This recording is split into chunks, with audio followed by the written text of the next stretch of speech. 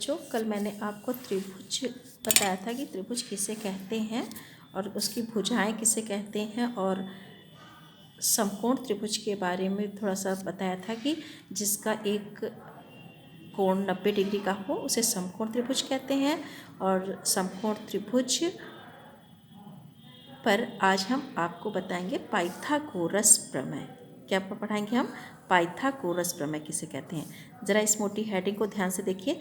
किसी समकोण त्रिभुज में कण पर बना वर्ग, कण पर बना वर्ग। अब यहाँ देखिए, चित्र देखिए, एक त्रिभुज बना हुआ है ABC, जिसमें C जो है कितने डिग्री का बना हुआ है? 90 डिग्री का बना हुआ है।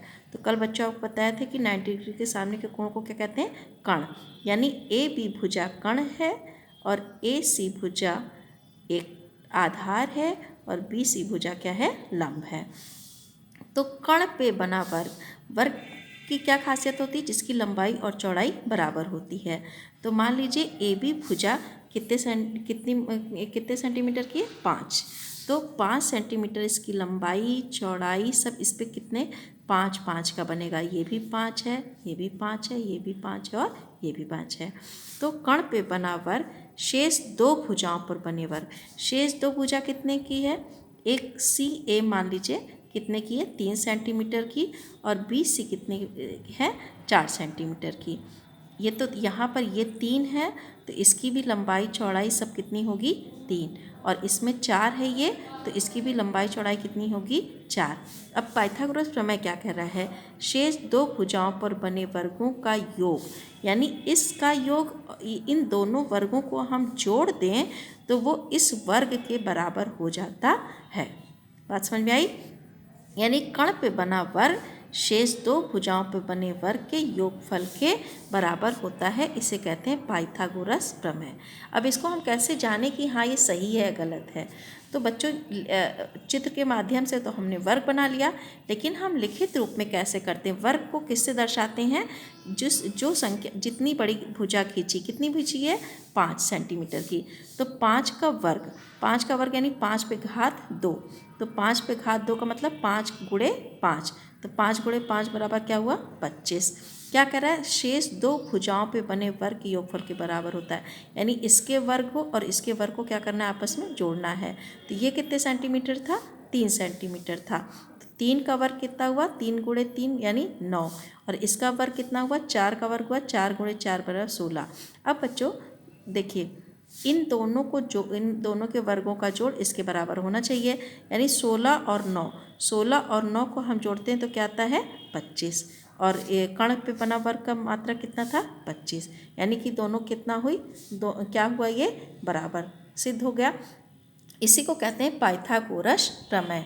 अब इससे संबंधित आपको कई क्वेश्चन आएंगे जिसमें एक भुजा दी होगी या दूसरी भुजा नहीं दी होगी, तो उसको हम कैसे हल करेंगे, तो इससे संबंधित हम आपको क्वेश्चन भी कराएंगे। जैसे अब एक क्वेश्चन आप यहाँ पर देख लीजिए, हम ध्यान से समझा देते हैं आपको। देखिए, एक त्रिभुज ABC खींचे जिसमें AB बराबर 5 सेंटीमीटर, BC बराबर 3 सेंटीमीटर, CA बराबर 4 सेंटीमीटर।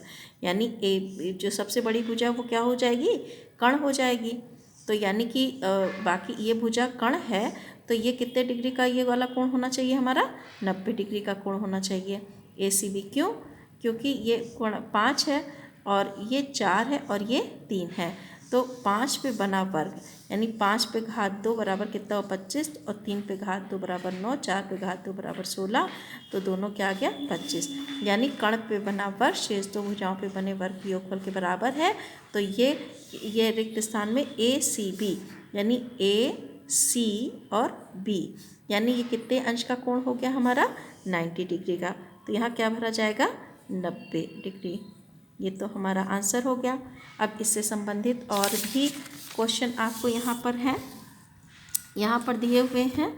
इसी प्रकार से कुछ भी क्वेश्चन पूछे जा सकते हैं। यहाँ पर देखिए, ये 2.5 है, ये 6 है, ये 6.5 है। तो 6.5 का पहले वर्ग करिएगा, यानी 6.5 गुणे 6 पॉइंट उसको लिखिए।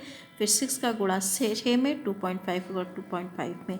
यदि सबका आंसर बराबर आता है तो यानी कि PQR क्या हो जाएगा? 90 डिग्री हो जाएगा। ठीक है, इसी प्रकार ये क्वेश्चन है, इसमें 7.5 बड़ा है, इसका वर्ग करिए, इसका वर्ग करिए, इसका वर्ग करिए। तो इन दोनों के वर्ग को जोड़ दीजिएगा, इसके वर्ग के बराबर आएगा तो ये 90 डिग्री है, और यदि नहीं आता है तो ये 90 डिग्री नहीं है। तो क्या है, यदि किसी त्रिभुज पे एक भुजा पे बना वर्ग शेष दो भुजाओं पर बने वर्गों के योग के बराबर हो तो वह त्रिभुज समकोण त्रिभुज होता है।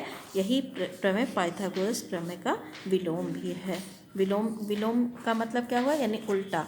यदि 90 डिग्री का कोण है तो यानी ये कर्ण पे बना वर्ग शेष दो भुजाओं पे बने वर्ग के योगफल के बराबर होता है। और इसका उल्टा क्या बताया, कि यदि कर्ण पे बना वर्ग शेष दो भुजाओं पे बने वर्ग के योगफल के बराबर होगा तो ये कोण हमेशा कितने डिग्री का होगा, 90 डिग्री का होगा। तो 2 बातें आज आपने सीख ली हैं और इन्हें आपको कॉपी में करना है।